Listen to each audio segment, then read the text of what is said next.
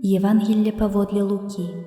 Езус вярнуўся ў моцы духа ў Галілею, і разышліся чуткі пра яго па ўсёй ваколіцы. А ён навучаў у іх сінагогах, і ўсе яго славілі.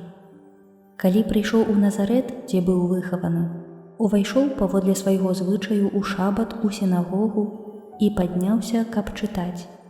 Яму падалі кнігу прарока Ісаі.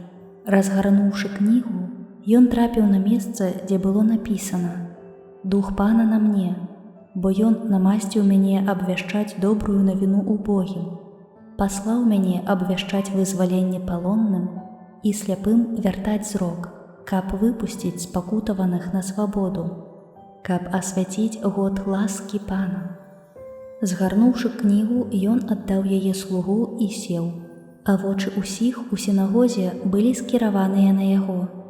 І ён пачаў гаварыць ім: «Сёння споўніліся гэтыя словы Пісання, якія вы чулі».